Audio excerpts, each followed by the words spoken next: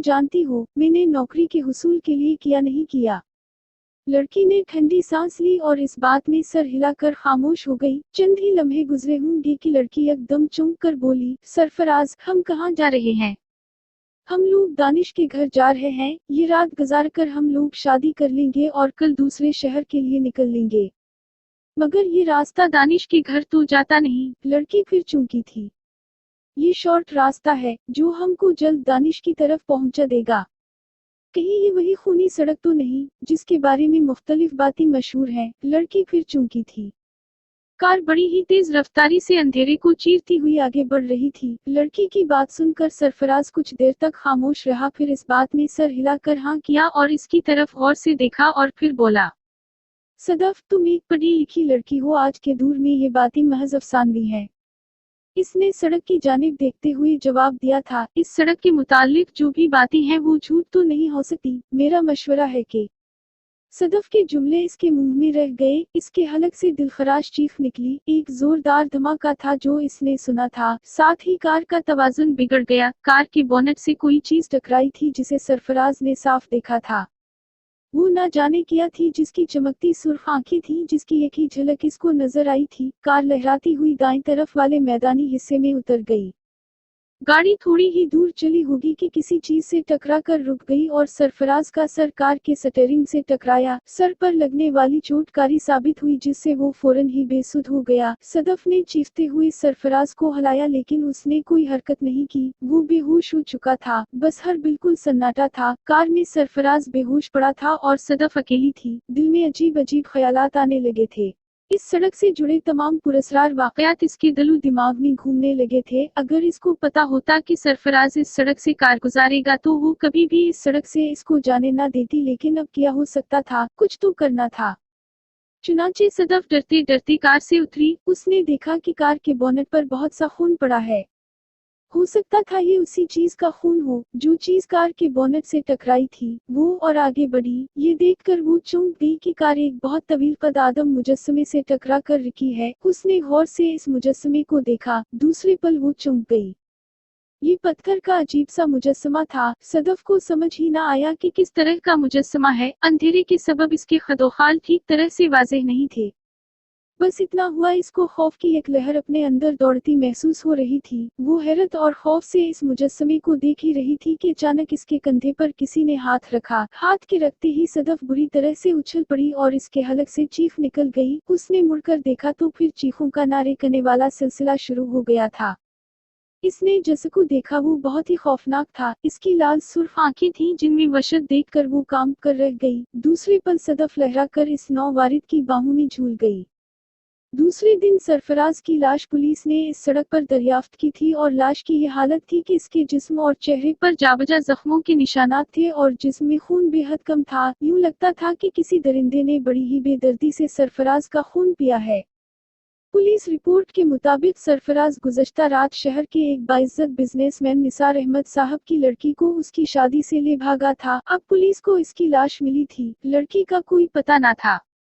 सितारा सितारा सितारा सितारा सितारा सितारा काशिफ खान शहर के एक मारूफ बिजनेसमैन थे। इन्हें अपने बिजनेस के सिलसिले में बैरून मुल्क सफर करना पड़ता था। चंद साल पहले तक काशिफ इतना कामयाब कारोबारी न था, बस छोटा मोटा सा कारोबार था जिसको चलाने के लिए बेहद पापड़ बेलने पड़ते थे। लेकिन इसकी मेहनत और लगन ने इसके कारोबार को 10 साल में बुलंदी और उरूज बाम अता किया था। उरूज हासिल होने के बाद भी इसके अंदाज में तकब्बुर पैदा नहीं हुआ था। हर एक से मोहब्बत और आजिज़ी से मिलता था। इसकी मेहनत की वजह से मुल्क की सबसे बड़ी कपड़े की इंडस्ट्री इसके साथ कारोबारी सौदे पर राजी हुई थी। वक्त रात के 8 बजे तय पाया था। काशिफ रात 7 बजे घर से निकल गया था। इसकी बेगम एक खालिस घरेलू औरत थी। वो हमेशा ही उन बेवक्त की कारोबारी मीटिंग से चीर ही खाती थी। चुनाचे जब वो घर से निकला तो उसने नाक भूं चढ़ाई थी, लेकिन वो हंसकर टालते हुए घर से निकल आया था। जल्द पहुंचने के लिए उसने एक मुख्तसर रास्ते को चुना था। काशिफ जानता था अगर वो मुख्तसर रास्ते से नहीं जाएगा तो शदीद किस्म के ट्रैफिक जाम में फंस जाएगा, जो कि गवारा न था। ये वही रास्ता था जिसको इख्तियार करने पर पाबंदी थी। इसकी वजह इस सड़क पर होने वाली पुरस्कार अमवात थी। पहले पहल इस सड़क पर खासी आमदो रफ्त हुआ करती थी। इसके बाद आहिस्ता आहिस्ता लोगों में डर खौफ फैलने लगा था। बहुत जल्द ये खूनी सड़क के नाम से मशहूर हो गई। اس کی وجہ لوگوں کی لاشیں تھیں جو اس سڑک سے ملا کرتی تھیں۔ وہ لاشیں بربریت اور وحشت کا اعلیٰ نمونہ ہوا کرتی تھیں۔ لاش کے چہرے اور جسم پر زخموں کے جا بجا نشانات ہوتے اور جسم میں خون بے حد کم پایا جاتا، جس سے ایسا لگتا کہ یہ کسی درندے کا کارنامہ ہے۔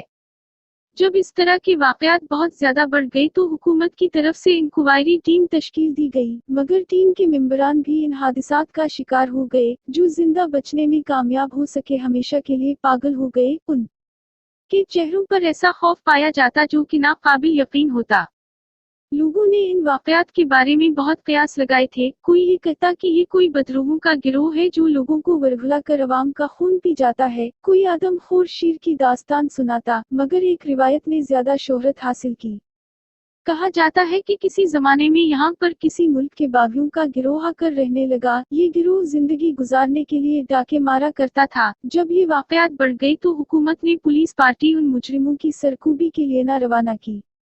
ڈاکو تو محفوظ رہے مگر پولیس والے کبھی واپس نہ آ سکے۔ اس کے بعد حکومت کوئی اور ٹھوس قدم اٹھا پاتی ملک میں طاعون کی وبا پھیلی جس سے پورا ملک شدید متاثر ہوا تھا۔ طاعون اس علاقے میں بھی پھیلا۔ چونکہ یہ لوگ مطلوب تھے اس لیے ان کی کوئی مدد نہ کی گئی جس کی وجہ سے یہ سارا قبیلہ وبا کا شکار ہو کر مارا گیا۔ اس کے بعد لوگ یہ سمجھنے لگے کہ ان مجرموں کی بدروحیں اس علاقے میں لوگوں کو مارتی پھرتی ہیں۔ چنانچہ حکومتی اقدامات کا کوئی ٹھوس فائدہ نہ ہونے کی وجہ سے اس سڑک پر آنے جانے پر پابندی لگا دی گئی اور اس سڑک کو حادثاتی مقام قرار دے کر بند کر دیا گیا۔ لیکن پھر بھی بہت سے منچلے چلے جاتے اور پھر کبھی واپس نہ آتے اور ان کی لاشیں اس حالت میں ملتی جو کہ دہشت اور بربریت کا نمونہ ہوتی۔ کاشف بڑے ہی پرسکون انداز میں کار چلاتا ہوا آگے بڑھتا چلا جا رہا تھا۔ دل ہی دل میں ان لوگوں کی توہم پرستی پر قہقہے لگا رہا تھا جو کہ اس سڑک کو آسی بھی گردانتے تھے۔ ابھی تک اس کے ساتھ ایسی کوئی واردات نہیں ہوئی تھی جو غیر معمولی ہو۔ سڑک کے دونوں اطراف طویل میدانی سلسلہ تھا جس میں خودرو پودے، جھاڑیاں اور اونچے نیچے ٹیلے وافر تعداد میں موجود تھے۔ کاشف کو کار چلاتے ہوئے 10 منٹ سے زیادہ عرصہ گزر چکا تھا مگر سڑک ختم ہونے کا نام ہی نہیں لے رہی تھی۔ سڑک تو شیطان کی آت کی طرح لمبی ہی ہوتی جا رہی تھی۔ وہ سوچ میں پڑ گیا۔ اس کے اندازے کے مطابق فاصلہ اتنا زیادہ نہیں تھا، زیادہ سے زیادہ 15 منٹ کے بعد اسے مین روڈ پر ہونا چاہیے تھا جہاں سے ہوٹل سی ایگل کا راستہ شروع ہوتا تھا۔ اچانک اس کی نظر فیول میٹر پر پڑی۔ فیول کا نشان بتانے والی سوئی زیرو کی جانب اشارہ کر رہی تھی، مطلب پیٹرول بھی ختم ہونے والا تھا۔ اب شدید قسم کی پریشانی کاشف کے چہرے پر نظر آنے لگی تھی۔ ملاقات کا وقت بھی شروع ہوا جاتا تھا۔ اچانک کار نے جھٹکے لینے شروع کر دیے تھے۔ چند لمحوں کے بعد کار لہراتی ہوئی سڑک کے دائیں طرف کچے میں اتر گئی۔ کار کا فیول میٹر زیرو کی ریڈنگ شو کر رہا تھا اور کار رک چکی تھی۔ او خدا، اب کیا ہوگا؟ کاشف کار سے نکل کر بڑبڑا۔ اس نے گھڑی دیکھی تو رات کے 10 بج رہے تھے۔ کاشف مزید پریشان ہو گیا۔ کمپنی کے لوگ کاشف کا انتظار کر رہے ہوں گے۔ اگر وہ لوگ انتظار کر کے چلے گئے تو ساکھ بزنس مارکیٹ میں کافی خراب ہو جائے گی۔ وہ شدید پریشان ہو گیا۔ یہ اتنا ہی وقت لگ گیا تھا جتنا ٹریفک جام میں لگتا تھا۔ دور دور تک تحت نگاہ ویرانے اور سناٹے کا راج تھا۔ اس کی سمجھ میں نہیں آ رہا تھا کہ وہ کیا کرے۔ اچانک اس کو اپنے فون کا خیال آیا۔ اس نے فوراً ہی جیب سے موبائل فون نکالا۔ یہ دیکھ کر اس کو شدید قسم کی مایوسی ہوئی کیونکہ فون بند تھا۔ کاشف کی سمجھ میں نہیں آ رہا تھا کہ فون بند کیوں ہے۔ اس کو اچھی طرح یاد تھا کہ جب گھر سے نکلا تھا تو فون کو اچھی طرح سے چارج کر لیا تھا۔ اس کی یہ عادت ہمیشہ سے تھی کہ جب بھی وہ گھر سے نکلتا تو اپنا فون چارج کر کے ہی نکلتا تھا، لیکن آج تو بالکل ہی انہونی ہوئی تھی۔ شدید سردی کا احساس بھی ستا رہا تھا، چنانچہ اس نے گاڑی میں بیٹھ کر کار کا ہیٹر آن کر لیا۔ کچھ ہی لمحے گزرے ہوں گے کہ کاشف ایک عجیب سی آواز سن کر چونک پڑا، جیسے کوئی پائل پہنے چھن چھن کرتا چلا آ رہا ہو۔ کاشف کار سے باہر نکل آیا۔ جیسے ہی وہ گاڑی سے باہر نکلا دور دور تک گہرے سناٹے اور خاموشی کا راج تھا، لیکن پائل کی آواز برابر اس کے کانوں کو سنائی دے رہی تھی۔ خوف کا احساس اس کے دل میں سرایت کرنے لگا۔ ویرانے اور سناٹے میں پائل کی آواز الف چھ خاصے لوگوں کا خون خشک کرنے کے لیے کافی تھی۔ کاشف کو وہ ساری پراسرار کہانیاں یاد آنے لگی تھیں جو کہ اس سڑک سے منسوب تھیں۔ وہ ادھر ادھر دیکھ ہی رہا تھا کہ اچانک اس کو دور سے روشنی اپنی طرف آتی نظر آئی۔ اس نے غور سے دیکھا تو کوئی انسان ہاتھ میں لالٹین لیے چلا آ رہا ہے۔ جیسے ہی مبارک قریب آیا، یہ دیکھ کر وہ حیران ہو گیا کہ وہ ایک لڑکی تھی کہ دیکھنے میں دیہاتی معلوم ہوتی تھی۔ इस लड़की ने घाघरा चोली जेब तंग कर रखा था जो कि अक्सर वो बेशतर इस इलाके के बंजारे पहना करते थे। इस लड़की ने खालिस देहाती लहजे में काशिफ को मुखातब किया।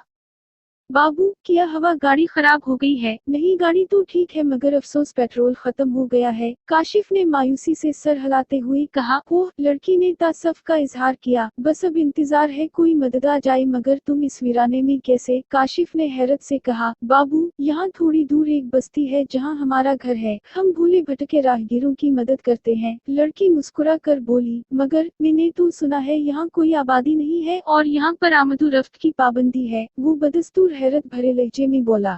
लालटेन की रोशनी में उसने देखा कि इसकी बात सुनकर लड़की के चेहरे पर एक रंग सा आकर गुजर गया है, जैसे वो यकदम गुड़बड़ा गई हो। दूसरे पल वो मुस्कुरा कर बोली, नहीं बाबू, यहाँ एक डाकुओं का गिरोह है जो आवाम को परेशान करता है, लोगों से लूट मार करता है। अच्छा, जवाब मुख्तसर था। बाबू, तुम हमारे घर चलो, रात हमारे घर में गुजार लेना, सुबह कोई ना कोई गाड़ी गुजरेगी तो फिर पेट्रोल का भी कुछ इंतजाम हो जाएगा। लड़की फिर मुस्कुराई थी। काशिफ ने दिल में सोचा कि सारी रात यहाँ गाड़ी में काली करने से बेहतर है लड़की के साथ चला जाए, सुबह होने पर देखा जाएगा, क्योंकि अभी दूसरी किसी गाड़ी के गुजरने के कोई आसार नहीं है। मीटिंग तो खराब हो ही गई है। चुनांचे काशिफ इस बात में सर हिलाते हुए इसके साथ चल पड़ा था। चलने से पहले कार के डैशबोर्ड से टॉर्च निकालना नहीं भूलता था। डैशबोर्ड में हमेशा ही एक टॉर्च मौजूद रहती थी ताकि अगर कार में कोई छोटी मोटी खराबी हो जाए तो टॉर्च की मदद से दूर की जा सके। लड़की आगे चल रही थी और काशिफ इसके पीछे था। टॉर्च की रोशनी में काशिफ ने लड़की को देखा। लड़की बेहद हसीन थी और इसकी चाल बहुत दिलकश थी। बाबू, क्या नाम है तुम्हारा? लड़की ने चलते चलते पूछा। काशिफ खान। क्या करते हो बाबू? कारोबार है मेरा कपड़े का। लड़की ने कोई जवाब ना दिया। वो दोनों चलते ही रहे। काशिफ बस लड़की की दिलकश चाल को देखता चल रहा था। उसे अपनी कारोबारी मीटिंग के खराब होने का बहुत अफसोस था, मगर क्या हो सकता था। थोड़ी दूर चलने के बाद उसको आबादी के आसार नजर आए। चांद की रोशनी में मकानों के धुंधले और मलगजे साए देखकर उसका हौसला बुलंद हो गया। आबादी देखकर उम्मीद जाग गई कि चलो रात का कोई इंतजाम हो गया, वरना पहले इसके दिलो दिमाग में यही था कि लड़की झूठ बोल रही है। थोड़ी दूर चलने के बाद मकानात साफ और वाज़ेह नजर आने लगे थे, लेकिन दूर दूर तक कोई नजर नहीं आ रहा था। अजीब सा गिर फितरी सा सन्नाटा तारी था, जैसा सन्नाटा कब्रिस्तानों में होता है। वो इस चीज को महसूस किए बगैर न रह सका था। इतना सन्नाटा क्यों है, बिल्कुल गैर फितरी सा? काशिफ ने हैरत से पूछा। इसकी बात सुनकर लड़की चौंक गई, अपने आप को संभालते हुए बोली, तुमको परेशान होने की जरूरत नहीं बाबू, सीधे सादे देहाती हैं, ज्यादा देर तक जागने के आदी नहीं, जल्द सो जाते हैं। इसने कोई जवाब ना दिया। ना जाने क्यों लगा कि ये झूठ बोल रही है, मगर क्यों, उसका जवाब काशिफ के पास नहीं था। इसने सोचा जो होगा देखा जाएगा, अभी फिलहाल इसके साथ चला जाए। इसके जहन में ये ख्याल था कि ये लड़की जरूर इस इलाके के डाकुओं की साथी है। इसने खुद को हालात के हवाले कर देना बेहतर समझा, क्योंकि वो सारी रात गाड़ी में तो नहीं गुजार सकता था। वो चुपचाप इसके साथ चलता रहा। कुछ ही लम्हात के बाद अचानक वो इसकी जानिब देखकर गोया हुआ। क्या नाम है तुम्हारा? जागुना। नाम बड़ा ही अजीब सा था, ऐसा नाम तो उसने जिंदगी में पहली बार ही सुना था। लड़की मुसलमान नहीं मालूम होती थी, मगर उसने उसका दिल रखने के लिए इसके नाम की तारीफ करते हुए कहा, बहुत खूबसूरत नाम है जो कि तुम पर बहुत जच रहा है। अपनी तारीफ पर काशिफ ने इसके होंठों पर मुस्कुराहट देखी जिसमें एहसास तफाखर नुमाया था। इसकी मुस्कुराहट काशिफ को सपाट और खोखली लगी, बिल्कुल गैर फितरी, जिंदगी के हर एहसास से आरी। काशिफ कोशिश के बावजूद भी इसमें जिंदगी तलाश न कर सका। अचानक लड़की ने मुस्कुरा कर काशिफ को मुखातब किया, तुम मुझे तो हम परस्त इंसान मालूम होते हो, अगर बस्ती में सन्नाटा है, इसमें गैर फितरीपन कहाँ से घुस आया? शायद मैंने गलत कहा हो, लेकिन मुझे ना जाने क्यों ऐसा लग रहा है मेरे कदम किसी बस्ती के बजाय कब्रिस्तान की सिमत उठ रही हूँ। लड़की ने कोई जवाब ना दिया, बस अजीब अंदाज में मुस्कुरा कर रह गई।